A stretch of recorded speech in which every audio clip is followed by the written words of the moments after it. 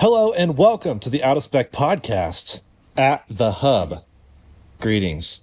It apparently is test drive week here at Out of Spec because we have all been driving the Model Y, the brand new Model Y, or one of us is about to.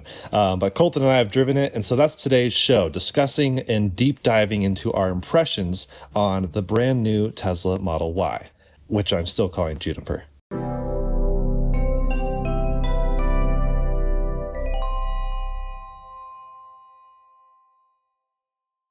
This episode is made possible by the support we get from Fort Collins Kia. If you are in the market for any electric Kia, not only do they never add market adjustments, they will deliver your car to you anywhere in the 48 contiguous states for out-of-spec viewers. More information in the link in this episode's description.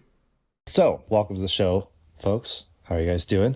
I think we should start. Yeah, Prost. Prost.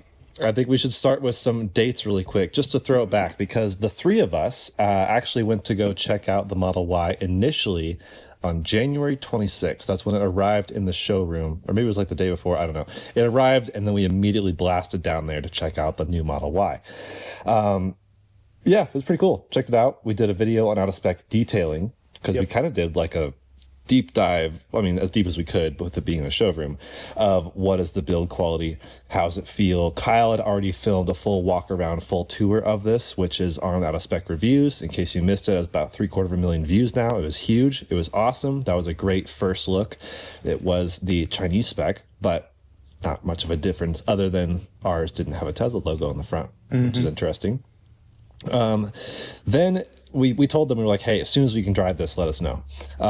They didn't really let us know, but they let Brandon know. Our friend Brandon at Tesla Flex, he got like the first invite possibly, because this Sunday, February 16th, is when the rumors were kind of surfacing that, oh my gosh, I think test drives are starting. Like, some people started getting inbox emails inviting them to test out the car. So that spurred some motion. I was about to jump on a flight to Austin to try to like test drive one, and I was like, wait, I think Brandon's going to test drive one. Well, I reached out to Coleton, and Coleton told me that Brandon's going to test drive one. So I was like, oh my gosh, maybe we can test drive one here locally. We're all just super excited about this silly crossover. Then Brandon test drove it on Monday. So Andreas and I went to Tesla on Monday to try to squeeze ourselves in. They're like, sorry, there's no possible way. It has to be an invite only from the higher authorities. I forget what the terminology was exactly, but they were like, we can't get you in, but we'll see what we can do. They recognized us from being there the first time, filming it in January. So they're like, oh, you're the YouTuber guys who like filmed it and want to drive it. I'll see what I can do. So some follow-up emails and stuff. And then finally, Tuesday afternoon, Kyle got the email inviting him to drive it. So Kyle called me immediately. He's like, how soon can you get there? I was like, I can get there like first thing in the morning. So Kyle booked me, and then he also booked Andreas. Andreas, tell the folks what happened.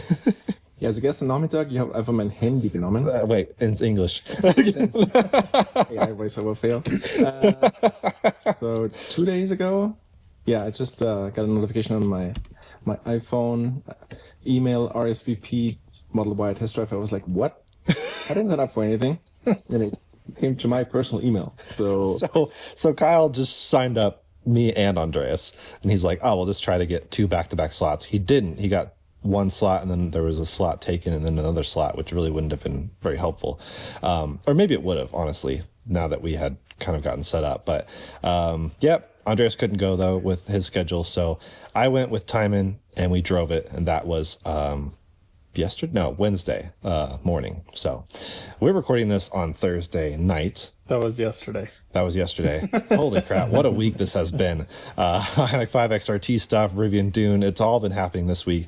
And of course, Model Y. So now we're all together here because Coleton and Andreas went down today and test drove the Model Y together. Coleton drove, Andreas rode in it, and Andreas has a drive scheduled tomorrow or Saturday? Saturday morning. Nice. Yeah. So soon we can all basically discuss, but really we're talking about, you got a pretty good vibe for it. And of course, Andreas and I both have a Model 3 Highland, which is essentially the other variant of this new Tesla generation refresh. So I guess that's the kind of setup of what actually has happened thus far. So we finally got behind the wheel. It was a huge deal. It was a big enough deal that I was about to jump on a plane to go find one. Fortunately, big shout out to our local Tesla folks at Lone Tree. I don't know if it was really their call, but they ended up getting one, and they've been accommodating with us, definitely. So they're cool guys. But anyways, I guess I went down there with Timon to try to test drive it. And well, I did test drive it, but just the initial process, it was pretty interesting and really, really cool. Apparently, I say apparently because it didn't actually work for me. Part of this really cool thing they're pushing is phone as a key, like the full integrated process of like, oh, you want to test drive a Tesla? Well, here's what it's like to live with one with the phone as a key, the app experience, everything all together. So when you sign up for a test drive, you're supposed to use your Tesla email account. When Kyle signed me up, he used my wrong email. That threw everything for a loop. They couldn't get it set up. They tried for like 5 minutes, which apparently was eating into my test drive time. And so by the time we walked out to the car and everything, we basically had just under 20 minutes, about 15 minutes total of driving time, which was frustrating. So I don't want to look at my experience as what actually happens because it really did work for you guys. So I want Coleton here to explain how the integration worked with the Tesla Model Y test drive, because I think it's the first time they've done this. Yeah, I think so. So first off, I actually got invited to drive the Y, which I was kind of surprised about.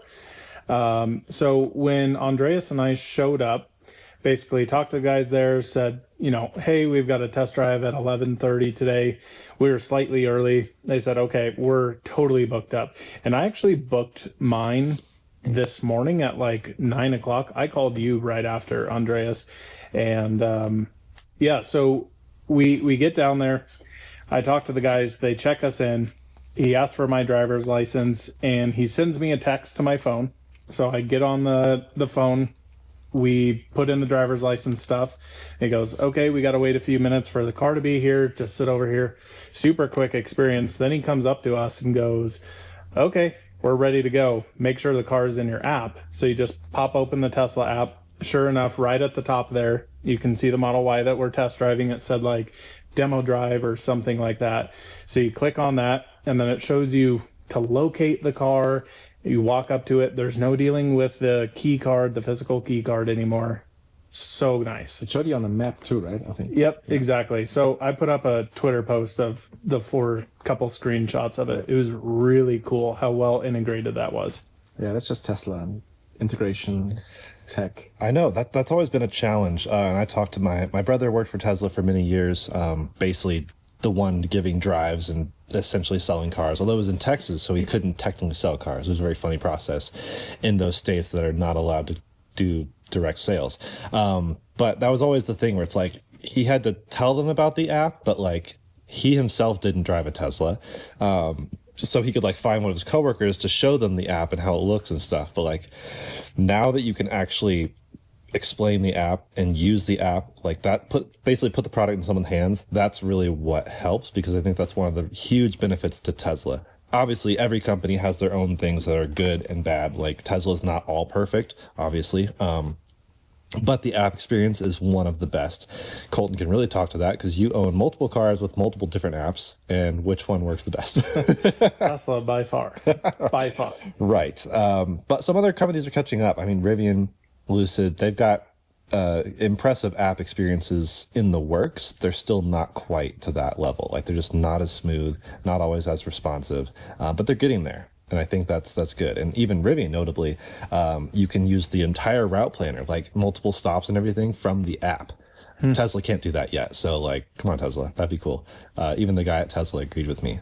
But anyways, you got all situated, and that's when you were able to start the drive. Same on my side, except I had to use a key card, which was a bummer. Yeah, I mean, that's the way they've done it for quite a while now. So I was surprised. I've never seen this done like it. It was so nice, so well integrated. And that was just like From a person coming in, that's the only challenging thing is you're not going to have a Tesla app. So I don't know if you don't have previous Teslas, if they're like, hey, we want you to sign up for a Tesla account, download the app, the car is going to be in there. So that'd be the only thing I'd be curious to see how that actually works. That would have been interesting to ask them, but I know you were on huge time crunch there to get the video done. Yeah. But that would be interesting, you know, just a random person walking in saying, oh, I want to drive the new Model Y, and go through that. Do they have to download the app, or do they just get the key card? I'd be curious to see what that experience is like. I guess at the moment they're not really doing the random people, Right, just because it is like invite. And I guess maybe in the invite, did it say to like you, like, I'm wondering if like, what if someone does sign up under the wrong email and like has the experience I did? Because a lot of people have multiple emails and the Tesla account is one of them, but like maybe not even the main one. Good point. So I'm not really sure, but either way, we finally then got to drive it, which was what we were really excited about. So did you do anything specific with setting up? I mean, what did you think of this driving position, seating position? That's the first thing to really notice. Yeah, so I think that is one of the things that Model Y has always frustrated me with is the driving position versus Model 3. I said this in my Twitter post earlier. I like to sit in a car, not on a car. There's a lot of cars I feel like you're just sitting on top of everything, and Model Y is no exception to that. I don't think this generation Model Y is any different, but I do feel like the seat is slightly lower. And if you can get me lower, I'm happier. So first off, I thought driving position was great. New seats that are also in your guys' Highland Model 3s, really nice as well. My biggest gripe, though, is steering wheel. I mean, we'll get into quite a few things here. Steering wheel, to me, generation Teslas, with how they put the stitching on the back side of the wheel, I sit there and play with it the entire time I drive the car. That's interesting, because I really almost never noticed that. But I think partially that's because I do honestly FSD probably 90% of the time. So Sure. It's just like, that's why I haven't even fixed my steering wheel, which is still like 1.5 degrees off rotation. But it hasn't bothered me enough to like really go through the process, the annoying process sometimes of service. But you're right. The seating position in Model Y, I've driven old Model Y a ton, and it was always like fine. Like the seats were comfortable at least, and the steering wheel was fine, but just like being too high up and not quite feeling like planted, which is why I always like Model 3. Like when I get in a Model 3, I'm like, this is home. It doesn't matter if it's a new one or old one. It's just like feels like a good seating position for myself. But I do see why a lot of people are like, I want to, I guess a lot of people when they buy a CUV and they explain themselves over the sedan they could have chosen was because they want to look down on people. That sounds weird, but like, Yeah, I totally get what you're saying. Sitting up a little bit. But that's really been my biggest negative with Model Y is I've always disliked the seating position. This one felt way better. I don't know what it was, if it's the dashboard, how far out the steering wheel comes, which I actually felt like came out far enough in my position. Yeah. I didn't even actually adjust the steering wheel at all, actually. Right. But yeah, it felt pretty darn good. Question for you guys. What do you think about the seats? So you guys both have Highland generations. You had a previous generation Model 3. I have a previous generation Model 3. I still prefer the old seats, even though they don't have ventilation. I'm torn. I do like the new ones because I value ventilation so heavily. Sure. That I'm like, that's swayed me for sure. But there is something almost a little bit plushier when I get in the older one. Totally agree. It seems like it holds me like a teddy bear just a little bit better. Yep. Like 0.8% of our audience will understand this metric, but like when the newest ND2 Miata got the leather seats over the old one, same exact effect. So like the newest ones like just hold you just a bit more nicer and plushier. It's still a comfortable seat. I mean, Andreas and I did it across the country nonstop for 48 hours in these seats. Although I guess we did rotate through sleeping in the back, which actually I wish the rear middle seat was still heated, even though that's very, I understand why they removed that. No one used that, but that was kind of nice to have at times, especially if you're sleeping across all three seats. But that's a very niche. Sure. But Model Y did the same thing with removing that. But otherwise, I know what you're saying about the steering wheel stitching on the back, kind of annoying. But once you got positioned, I mean, did you just head out? Pretty much just got in. I quickly checked the settings. Steering felt heavy to me, and of course it was on like standard mode. I put it into light. Yep. I'm always a fan of driving in the lightest mode possible. I don't want the artificial weighting on there because I like to kind of feel what the car is doing more. You kind of get a little bit more numbness with that, I would say, Right. if you have it heavier weighted. But yeah, we got in, started driving, and immediately actually noticed a creak in the door panel. And I didn't post about it, film it, or anything. I just ended up smacking it very hard and it went away immediately. So it needed just a little massaging in. I'm very anxious to see with these cars because that's one of the things I noted on our test drive is rattle free, like completely rattle free. Other than when we got in the car, there was a little creaking. Now, to be fair, it's been very cold here in Colorado. Yeah. So that can be part of it. But I don't want to say that, these cars aren't going to be plagued with the same issue most Teslas have, which is a bunch of rattles. So did notice it, fixed it with a good, smash into the door panel, and it was gone. And then we started driving. I think it'll be interesting to hear Andreas's impressions, but one of the big things I think most people are going to be very curious about, suspension and NVH. Right. What are your thoughts first? Well, that was a standout thing from the Highland. I mean, specs on paper alone on Highland were like, oh, cool, ventilated seats, like just ambient lighting, like some of the things that people wish the first Model 3 had. But then seeing the reviews of how nicely it drove compared to the previous Model 3, just how much more refined it kind of felt, intrigued me a lot. And then when I drove Highland, I was like, oh, yep, that's amazing. So I think that translates. I think the new Model Y really does feel just more refined than the outgoing one. Like I equated it in the video. I guess I didn't mention this before, but Timon and I actually filmed a video, which is on Out of Spec Reviews, of our first drive event. Coleton just did like a Twitter review, which is actually a great summary of everything we kind of felt. So if you want to save time, go to Colton's Twitter, Out of Spec Detail. But I think it was, it just felt like some of the German cars, some of the German SUVs. I mean, obviously not the super, super nice ones. Yep. But just like you get in like an X3 and you're just like, this just like drives kind of nice. Yep. And this just felt like that. Like old Model Y was fine, but you really started, not that many people could put to words what was happening, but there was like a little bit of a boominess from the back, especially when you go over bumps. That was something Tesla directly addressed with this and shouted out addressing. There's a great video on Jay Leno's garage recently where he had the engineers with them, which was nice. And they really did point to the suspension geometry, kinetics, everything improved just a bit. And that's partially ride, which also helps with the NVH. So suspension was dialed up to a much nicer level. Definitely, it's not on air, but also like this car I didn't leave the test drive feeling like this needs air suspension. Like some cars I drive and I'm like, that would be nice if it had air. Like they're touting it as a luxury car and it needed air, but this didn't feel that way. I thought this rode completely fine, completely nice. Something that was interesting is when we went in January to check out the car in person, it was on the aero wheels, which was surprising. I expected them to show the first cars with the nicer, quote unquote, upgraded Helix 2.0 wheels. They didn't. They showed the aero wheels. But then we show up to test drive and it's on the Helix 2.0 wheels. So that's a caveat we could mention is this is a 20-inch variant of the wheel, which is going to have a little bit of a rougher ride, most likely. More road noise, likely. Yeah. So I think I can't wait to try it on the 19-inch aero wheels. Actually, 18s with really thick sidewalls would be plush as ever. Yeah, it would be. So the ride and NVH, I think a lot of people live in a bubble. Everything I've been seeing from folks getting these first drives is that the cabin is completely isolated, that the ride is sublime. Let's be totally honest. It is a very, very quiet vehicle with a great suspension that's comfortable and sporty at the same time. You don't lose all the, actual corner. It's not a big marshmallow, but this is not the best riding car ever. It's not the quietest car ever.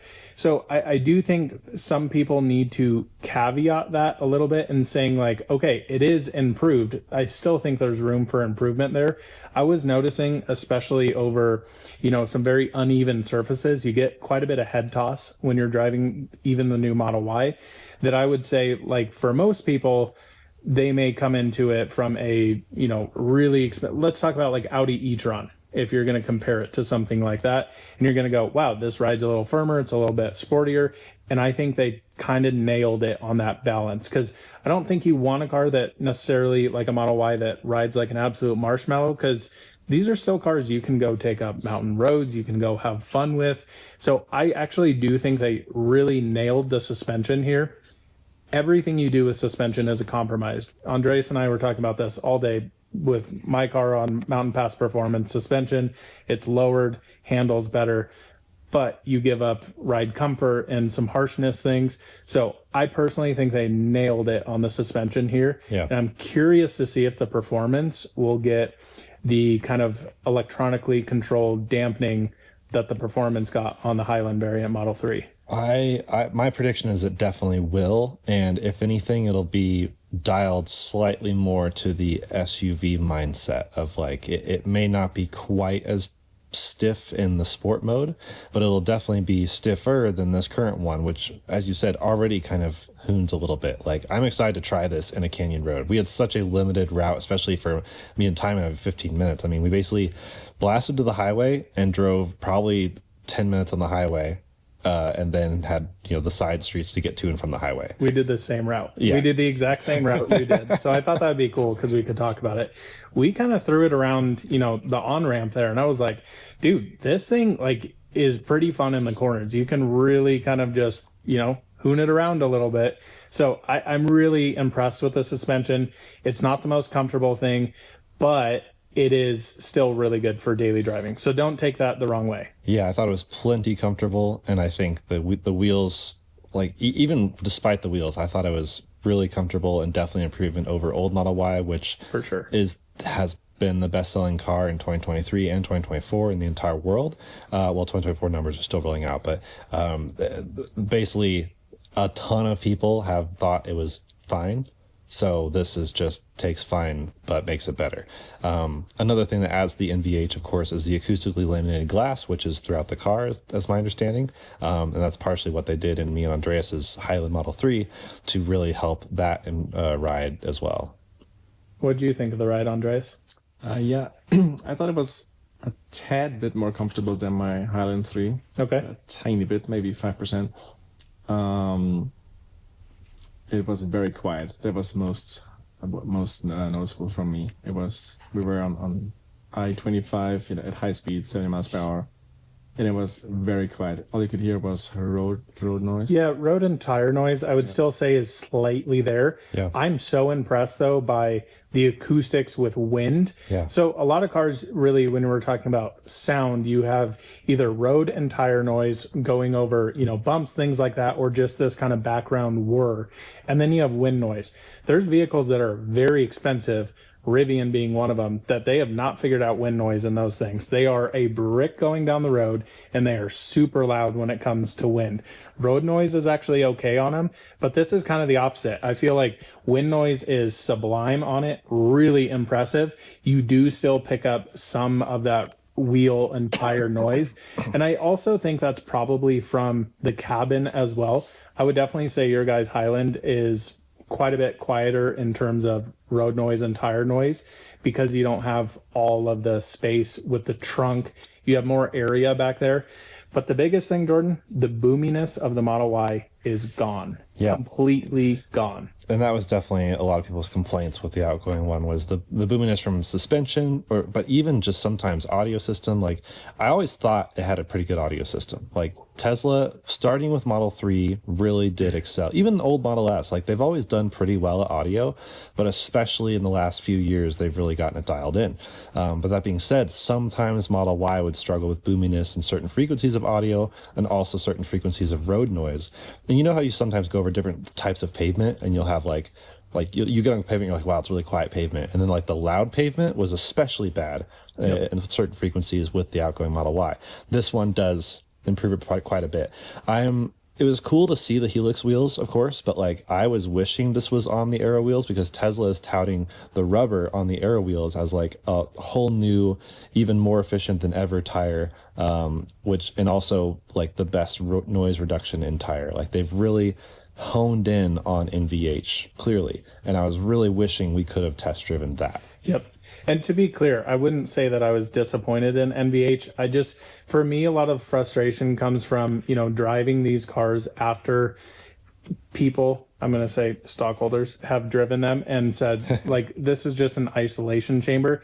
It's not. Get in an Audi e-tron, get in my Kia EV9, and it's even quieter. But for the category this car is in, I think it is well suited. It's really quiet, super comfortable. I would have no problem hopping in this car and going all across country. And I think you'd get out of it and be like, wow, that was a pretty enjoyable ride. Where the last Model Y, no thank you. You couldn't pay me to do that. Sorry. Right. And the last Model Y was never extremely cheap. I mean, of course, a lot of fluctuations in price, but like getting in this, a lot of people's complaints about the launch edition being 60 grand. I actually drove this and was like, wow, I've driven a lot of cars that are 60 to 70 grand that drove worse than this. Oh, yeah. And felt worse built. Like all the stereotypes of Tesla are slipping into something different now, because I feel like they're just getting so much better built. Like we did a build quality analysis on my Model 3 and it was like, surprised us a little bit. Yep. We were getting ready to like, make fun of like all these things that I got to go take to Tesla and have them fix it. And it was like, wait, it's actually okay.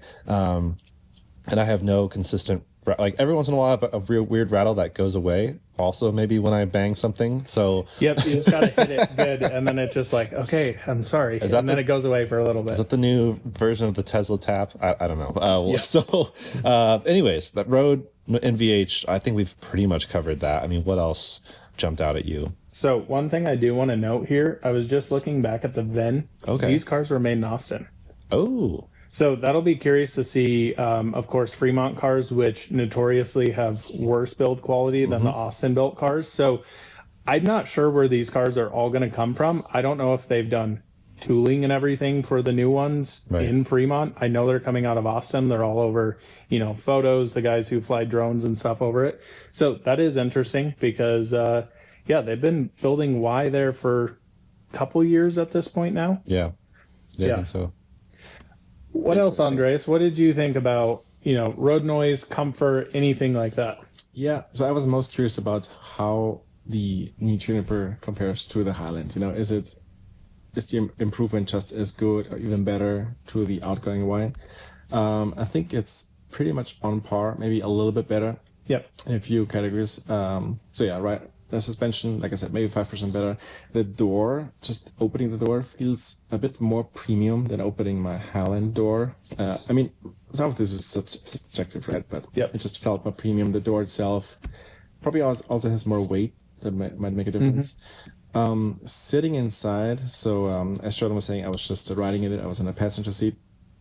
The seat felt identical to my 3, to be honest. The whole feel. I believe they're the same part number. Probably, They should be the same exact seat. Yeah. Yeah.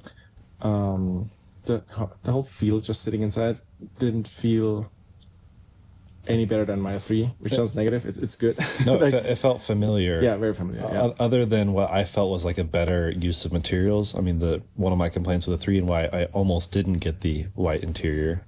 Which would be a shame. But just because me and Andres' 3 just have this huge white expanse and the door panel that's just like the fake kind of leather material. Whereas the Y breaks up the material choices really nicely, has a nice looking speaker grille. And then the dash, even on this white interior, had the suede type material on the top panel, which me and Andres have slightly different material, but it felt and looked premium, like a step premium above even the Model 3. Micro suede was an interesting choice there for the dash. I'm surprised they're doing that on the white ones. Yeah. And not like the cloth that you have in yours. Yeah. Because yours is different from Andreas's, right? No, it's the same. No, it is the same. Yeah. And I'm really curious about the performance variant of the Model Y whenever that comes out, because will they do the same carbon fiber thing as the Performance 3? That makes a ton of noise and rattles. Yep, hopefully not. But maybe they will. I would have thought maybe suede on that, like the micro suede stuff. So it's cool. It's really cool. Speaking of performance, this thing is quick, dude. Yeah, so this is the launch edition, which comes as standard with the speed boost. I don't know if they've quoted numbers without speed boost, but 0 to 60 with speed boost, which is on this car, is 4.1 seconds, which is plenty quick. It didn't really floor me at like a launch, but like it did hold pretty well. but then it's hard to tell if it would taper off up top because in our demo drive vehicle, the speed was limited to 85. Allegedly. I would have no I idea. thought the same exact thing. So we full launched it we had one of those really cool drag racing stops getting back onto the interstate there. Yep. We had a Volvo, wagon that was trying to cheat next to us. Nice. But yeah, you floor it and it's kind of like underwhelming. And then you hit 45 miles an hour and it's like, it just goes. It's surprisingly quick. Ready for a drag race? Yes, I am. So we're in the new Model Y launch series. We're going to do a full launch here once the light turns green. Our turn next. We've got a little Volvo station wagon next to us. Can only the launch series do launches, or? Right. Oh, hey, cheater! He's cheating. Cheater! Bye-bye. Wow, it really picks up speed at 50. Yeah. This thing boogies, dude. Boogies. Need a performance version though. For sure. It doesn't have that same punch like that my Model 3 Performance has. I know they're, completely different categories of cars. I just am surprised that they're really ramping the power, which I didn't quite expect. It's almost like they're kind of holding this back for the performance. But maybe also for a comfort thing, because Sure. not everyone wants, which you'd think there would be a way to just unlock it. And I don't know if you played around with the acceleration settings or anything. No, But full beans always. yeah. But They just need 3. They do. They need the blow your pants off, but then also it's still sporty and great passing power on the highway versus chill for someone who's never even going to see 65 miles an hour because they're trying to go for max efficiency. Yep. Who would do that? Are you a chill mode guy? Timon made fun of me for driving really slow after a test drive, but I did 7 miles per kilowatt hour on my 30-minute drive after the test drive in my Model 3. It was great. Holy smokes. I actually use the parent mode on myself in the car. I live in the 50 miles per hour. Right lane on the shoulder, hazard bump. Trying to break a world record of efficiency. Programmable with sexy buttons. Yeah. Hilarious. So one thing you noticed that I heard you say in the video was brake pedal. So this is now brake by wire. Yes. And you noted that it felt stiff. It seemed very stiff in my car. So I don't know if we drove a different one. If it was the same one, we would need to look back at the VIN numbers. It didn't feel that weird to me. Mm-hmm. Now, Teslas, of course, because they have, one pedal driving regen, it's a little hard to get into it, especially when you're have people around and you're not just going to go full jam on the brakes. I played with it a little bit. It felt very linear to me and it felt fine. I didn't really notice the stiffness. I also have a performance though. I don't know if my daily driving of performance is different from your rear wheel drive long range. So that could be a big difference there. And I didn't have time to play with the different, brake settings or deceleration settings. I forget what they called it in this menu. But the other thing to note is me and Timon test drove this on a 8-degree morning and we were the first drive. So It was a cold car, probably a cold battery. I still noted my brake notes at the end of the drive, but it was still a 15-minute drive, which probably didn't fully warm up the car. Oh, not even close. So that's a caveat that I didn't really think about until well after the fact. Even after the video was done and published, I was like, oh, I guess it was really cold. We just didn't really notice because they turned the car on before, so we got in a warm car, just didn't really think about it. But it was definitely super chilly. But it is a different braking experience, and brake by wire, I mean, it means they can do full autopilot and full self-driving without having the brake modulate underneath someone, which a lot of people are freaked out by. So that is a cool piece of tech to have on the car. But I thought it's probably fine. Yeah. I'd want to try it again. Yeah, I agree. I think we just need more time in the car to talk about the brake by wire. I know Kyle said he was really excited to check that out when he gets to drive it. What was the car we had 1 or 2 cars on test. I'm thinking maybe it was Mercedes that when you were driving on adaptive cruise control and it would brake, that the pedal would completely go away from you and you'd go to grab it and it's not there. Very unassuring thing. Yeah. So I think that's kind of why they're going towards this. Cruise control worked on my old Chrysler Concorde. It would just accelerator pedal, gas pedal. Yeah, just physically old classic Hey, cruise. like- It does that on my Jeep has cruise control, which is wild because it's like a old Jeep. But yeah, it's hilarious seeing it under the hood, but then also seeing both pedals moving. It's like, Yeah, I agree. So, what else is next on this notes list? I guess I could say really quick. And sound system's really important to me, and this sound system rips. Dude. 16 speakers plus a sub.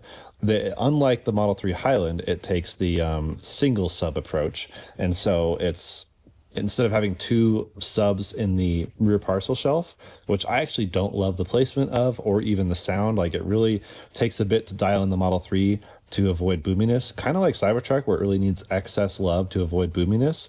But I still can't get it perfect, but it's still one of my favorite sound systems. Like, even so, my Model 3 has basically the same sound system minus a few speakers, so it's not like a worse quality speaker like you see in some vehicles. They just omit some speakers, so it still sounds phenomenal in my car, just minus some of those really low sub bass and bass frequencies. It even has a lot of bass frequencies, but just not the strength. Whereas this, I mean, it has a sub in kind of a traditional format that a lot of crossover SUVs have, and it's boomy. It's amazing, but not like annoyingly boomy. Like, it's just like has oomph, and you actually don't want to turn all the way up. I mean, we got in there. Timon did the whole Kyle thing, where just like bass 10, subwoofer 10, and he's like, "This is perfect." And I was like, "No." We did the same. The bass is intense in Very there. nice, yeah. And I don't ever think we got maybe over like 60% of the full volume in there. Yeah. And it was loud. It was clear. It had tons of bass. I was like, damn, they have really dialed this system in. And I think, of course, if you spent more time with it, kind of get the settings right of, of course, the type of music you listen to, you could really dial it in. But yeah, first impressions, wow, really impressive stereo. Yeah, the Opera music we listened to was amazing. We were jamming out for sure. Makes sense. Yeah, I guess what else? So rear visibility, terrible.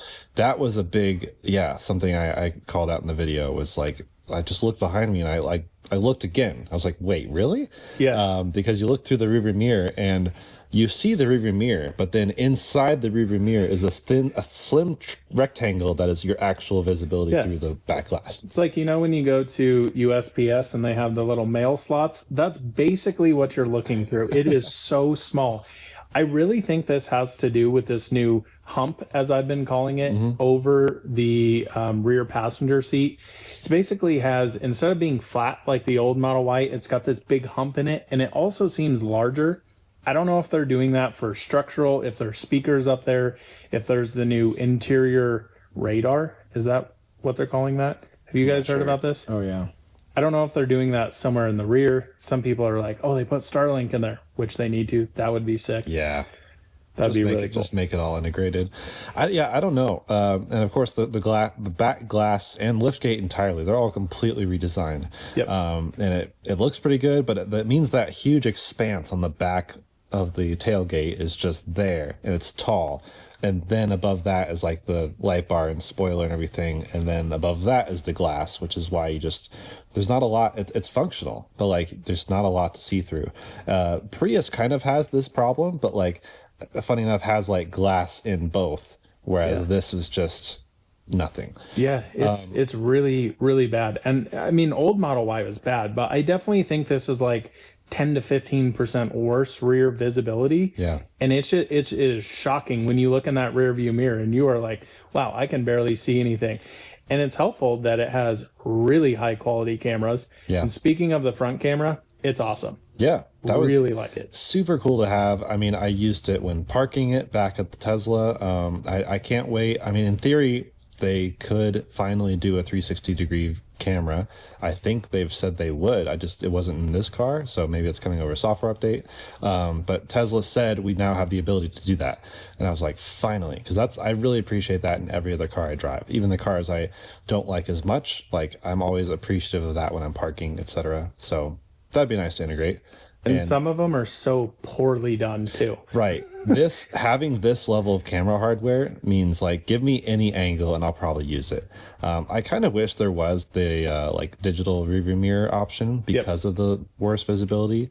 Like, I actually wish, I mean, one of my complaints with Cybertruck is that it has digital rearview mirror, but not in the digital rearview mirror or the rearview mirror area. Yeah, it's in the screen, which is basically like how the Model Y is. Yeah, and I just don't want it taking up screen real estate. I know it's a nice big screen, but like I don't want that there. Like I'd rather just look up at the rearview mirror and have the, like a lot of other OEMs have digital rearview mirrors now. A lot of them suck, but some of them are good.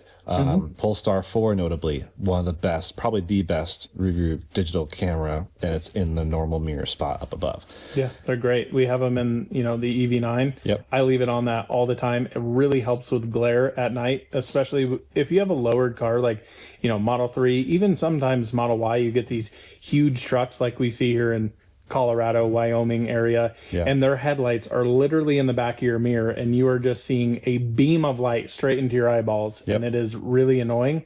With the digital mirror, it is like, don't worry about that. So that is one thing I definitely agree with, would be a great thing to have on there. Yeah. Now, let's talk about the stock situation. So you and I have very conflicting reviews on this. Andreas, are you the tiebreaker? Yeah. What do you think about the stock situation? I'm going back to a stock, not having, I'm a stockless person. I'm sold. I like my 3. I don't care about the tricycles being on the steering wheel, except for roundabouts. Roundabouts is still awkward. That's true. And that's the response I get from a lot of people are like roundabouts are where it is frustrating, but then there's a lot of other moments where like a normal stock placement is frustrating. So like I guess both is the ultimate solution, but also that's redundant and annoying. But yeah, within 7 seconds of my test drive, I hit the window washing button because that's where the left turn signal is on the Model 3. And it's going to be hard for people who have the Model 3 and the Model Y in the 2-car household because they're completely different steering wheel experiences. I do think I liked the stock. People made comments on it feeling cheap. I think I'll take that because it's so lightweight and easy to use. Like, it really annoys me when I get in a car and it's got a really like beefy stock. Like, I just want to like flick it and have it do its thing. And I liked the integration that they had with this. You can cancel it by going the other way or just redoing the like same way twice. That'll cancel it. You can't do a left and then a right in one motion. Like, it doesn't have the double click situation like a lot of other cars have, which that maybe could be annoying, but also like how often are you doing that? But I do genuinely at this point prefer the buttons on the steering wheel, which I thought I would never do, because when they got rid of the stock, I was like, this is the dumbest thing ever. Now that I've lived with it, I vastly prefer that because my hand's just always there and I just know where they are. Whereas the stock, like, basically, in my opinion, they added the wrong stock back. I hate shifting on the touchscreen. It's the dumbest thing. And their whole auto shift thing, I mean, our cars have that, Andreas. It came with the holiday update or sometime around then. Shifting reverse to drive to reverse, like, it's all supposedly automatic. It really gets it right half of the time, if that. Yeah, I only use it because I want to use it, but it takes more mental, capacity. Like, oh, did it actually go in reverse? And right. So I have a sexy button right behind my steering wheel where the stock would be. But this is before sexy buttons had their stocks, and I tap that and it goes between drive and reverse. So that's my favorite sexy button to use, because I just hate using the screen. I'm always like missing that little trough where you swipe, and it's just relatively annoying. I actually like the screen. It's so satisfying. It's good to have a variety of opinions, but I think Coleton disagrees. Yeah, I disagree. So, okay, I'm a stock person through and through. I like a blinker stock. I like a drive selector stock. When you're selecting on the drive selector, you know exactly you're down in drive, up is reverse, hold it slightly in the middle, you're in neutral. I love that. I also think the screen's okay though, but I do find myself when I have customers' cars in for details, I've worked on a ton of new Model 3s, Cybertrucks, all the ones that have it, on the screen. I find myself not always getting it fully into drive, fully into reverse, and you're like, okay, I'm preparing to go backwards, and then you go forwards. So that's a little frustrating. I am glad that they put the stock back for the blinker. I am not thrilled with the implementation of it. I am one of those who thinks it feels cheap, it feels numb. I wish it had 2 clicks in between it. I do think you can get used to it though. Yeah. And to me, it almost feels like the yoke situation of Tesla knows what they're doing. You need to listen to them. We're going to put all the turn signals on the steering wheel. And then all of a sudden they're retracting that back. That's what I feel like is going on with the whole stock situation. I really think they should just let people choose. Why don't we just sell one with full stocks, or you can order one without stocks and have it all on the steering wheel? Because like Jordan said, I have so many customers who have a Model 3 and a Model Y, or a Model 3 and a Cybertruck. And I think there's going to be a lot of people who now get, Model Y and a Cybertruck, and you're going to switch back and forth between those cars, with your wife, husband, whatever it is. And you're going to go, I am hitting my wipers going this way. I'm flashing the person in front of me. I think they need to figure out one direction and stick with it and not make it different from every other car. Yeah, I'm really curious if this is that direction or if there's going to be another iteration with another car that they introduced this year. Like, there's all these rumors about the new cheap car. Oh, you mean the one with no steering wheel, no pedals? There's another direction, right? We have one stock. Yeah, just a stock to go. Next one, they're going to switch it out and do the other stock, and then add that back, and then I'll be happy, and the rest of the world will be angry. I mean, this is very like when Apple walked back the USB-C, right? Only approach. Like 2016, technically 2015, MacBook started with USB-C, and then 2019 or 2021, whenever the new one came out, and they rolled it back, and they're like, this is for what our customers want. And it's like, well, yeah, because you took away what they wanted. Same response with Tesla. Tesla's like, we added the stock because that's what our customers want. And it's like, okay, they actually said it's like what they think the family-minded thing is. Like, this just makes no sense because there's plenty of families of Model 3s that love it. It was just, I guess, a marketing speak excuse of like, let's try something different. I'm really curious if this works, and how do they deem that it works? Like, what will be the case? How many applications of blinkers do you have? Like, I don't know how they're going to tell if this is like really truly successful, because it does seem, relatively positive. Everyone's like, yay, they added a stock back. Which is crazy because everybody was also like, yay, they took the stock away and now put it on the steering wheel. This is way better.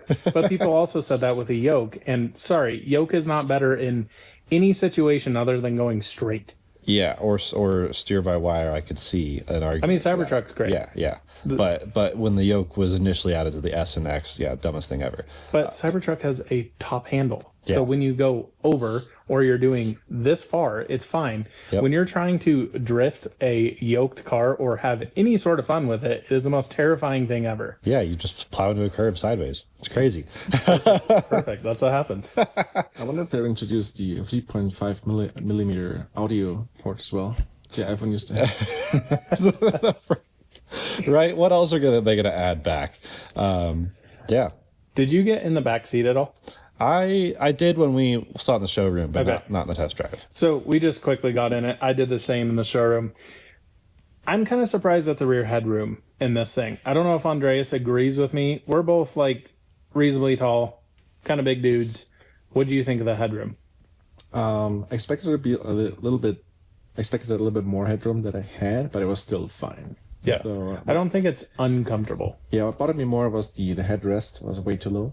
There's no way to adjust it, right?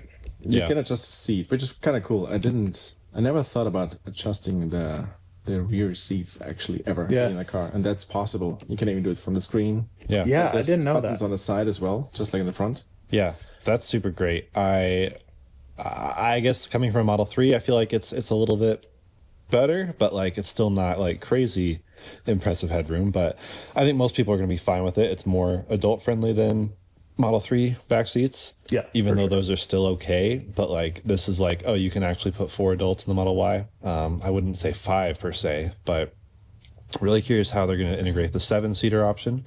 How much better will this be than the outgoing 7-seat, about that. which is hilarious. I have sat in the third row of a Model Y. It's hilarious.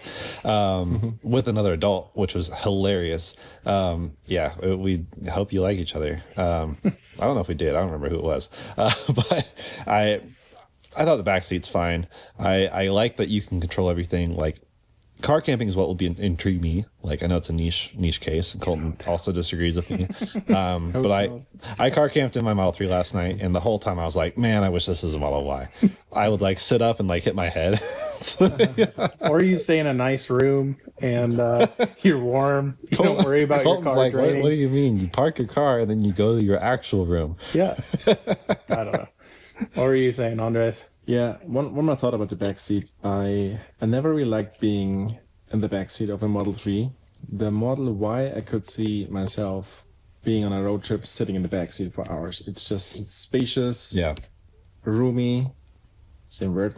Just, it felt very comfortable. Granted, I've never been on a road trip in the old Model Y, so it might be the same experience, but I think old Model Y has slightly more headroom. This new huge hump that they have back there, you look at photos side by side, it is dramatically different. Like it's not even just the hump, it's like the size of the headliner back there. I don't know. If you have the seat farther up and you're more in an upright position, your head is more into the glass, which you have plenty of headroom. But if you want to lounge back at all, it's not great. That's where it gets cut off. Yeah. Makes sense. But it is cool, like on the side of the seats, that you actually have control to do that. And we found that you can do that in the screen, which I didn't even know, which was really cool. Yeah. The screen's a little bit lame to me, especially with how low it is and like how far away it is. Yeah, the back screen is more useful than not having one, but not as useful as it should be or could be, in my opinion. Especially, like, I don't even like that they have entertainment on it, because I think it's really, I guess, as someone with neck and back problems, that is so bad for you to look down like that. I mean, but imagine you're, a 7-year-old kid that's I guess your that's size. that's That's better. fine then. That's the real use case for it. But even car camping, I was like, man, I wish this rear screen did more, because like there's certain things if I wanted to do in the car, like if you're in the back and you want access to the front, they don't let you, which maybe makes sense for some kids, but like maybe have an adults in the back version as well. Like, I don't know how to solve that, but there's a lot of limitations with the rear screen. So yeah, I agree. Okay. Anything else? I think that's about it. I left, I guess I'll say this. I left the Model Y going, I could absolutely see myself having one of these as my second car. So I have EV6 as kind of my daily driver. My Model 3 is also a daily driver, but more my fun car. So the EV6 really takes the place of, I've got 3 golden retrievers. I need to throw them all in the back. Model Y is intriguing for that. Right. I think it'd be hard for me to willingly pick EV6 over Model Y, partially because of, well, start stop button, the app access, like the things I've taken for granted, I just really realize I appreciate a Model Y having. And even though the outgoing Model Y had its quirks, like the charging infrastructure, which I know it's becoming less of a benefit because more and more people have access to it, but for a while that was huge, and then the app access was huge, and those two things played so much weight, plus the software experience. I mean, all those really add up to being like, you could throw this on a relatively bad car and I'd still be like, yeah, I'd pick that. But yeah, I'm totally different, because I mean, old Model Y, it just rode terribly. It was uncomfortable. It was loud. I just hate how you sat in it, and that's why clearly I went with an EV6. Yeah. Now going back though, I think this car, and it seems relatively small changes throughout. As a package, I think it's a way bigger package change than going from old Model 3 to new Model 3. Yeah. It just, everything is so much more elevated, because Model Y, in my opinion, was so compromised. It was a Model 3 pumped up with air by, 20-30%, and it just, nothing felt optimized for the car. Now it feels like it has its own identity, and you see that throughout the styling. They don't look exactly the same. The huge light bar, the nice light bar at the rear. I think they nailed it with this car, in all honesty. And that was all intentional. They didn't want this to be tall Model 3 2.0, like the old Model Y. For a while, when the old Model Y came out, it took me a bit to realize which one it was. I was always getting confused. Yeah, it would just be, that's the one with the diaper in the rear, the big, bottom hanging thing. Yeah. Andreas, any final thoughts from you? Yeah, I would just go for Pacifica, honestly. No. What? Get out of here. No, great car. I can't wait to actually drive it on Saturday. Model Y has always been my least favorite Tesla, which doesn't mean I don't like it. It was just, I would still get a Model Y if the other models didn't exist. I just don't like sitting up high. Yeah. Actually, I like driving the Cybertruck though. That's because you no, it's just, I don't know why is that. Every car is their own thing, and everybody's got their own comfort level. For me, for example, I've never once gotten comfortable in a Rivian. Yeah. Ever.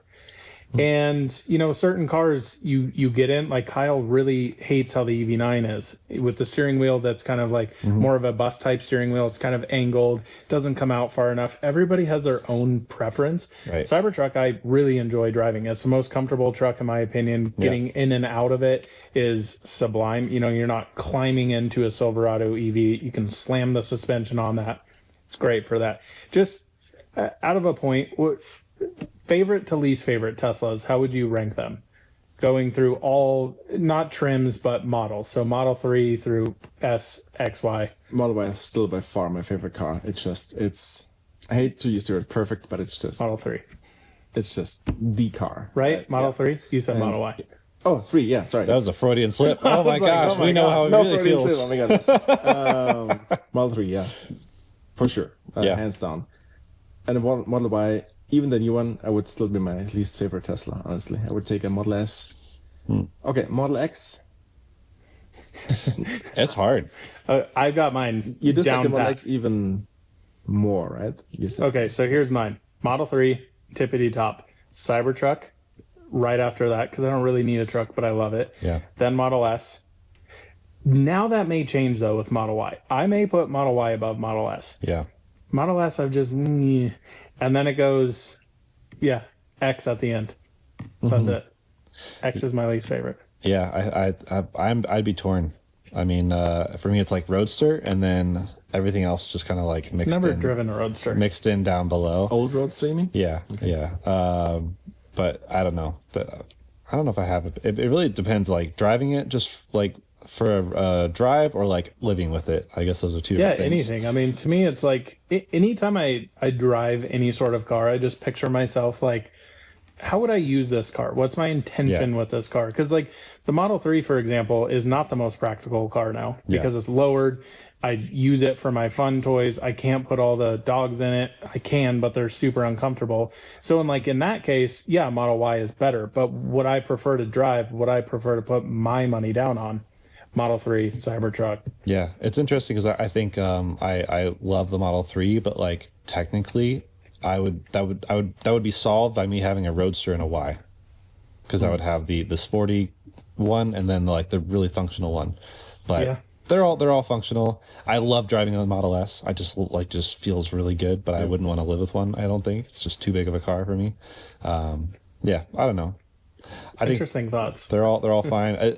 The more I've driven all the electric trucks, like literally all of them, a lot, the more I realize, like, it kind of annoys me that Cybertruck is actually like the best truck. It's so good. It's like so dumbly good. It out trucks all the other trucks that look more like trucks, and that like I didn't expect that. I expected to like it because of the software and then like deal with the rest, but like even just like I love the Rivian, but like the bed is too small for some things. Like it just depends, I guess. But that's a whole other discussion for another day. I guess we're almost at an hour of Model Y speak. It's great. Curious what all of your thoughts are. Let us know in the comments whether you agree or disagree, or if you have specific questions.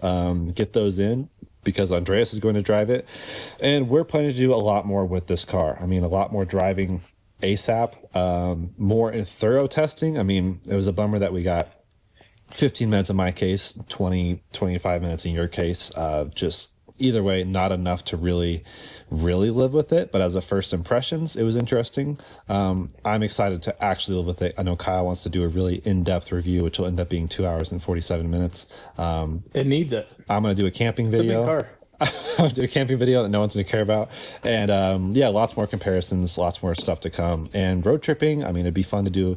We've done a couple races now, and even race to Vegas, like that's a big race, and we haven't really done like an actual compact SUV, which is the most popular class of vehicle. So lots of stuff to come. Coming soon. So thank you so much for watching another Out of Spec podcast, and we'll see you guys in the next one. Bye-bye. See ya.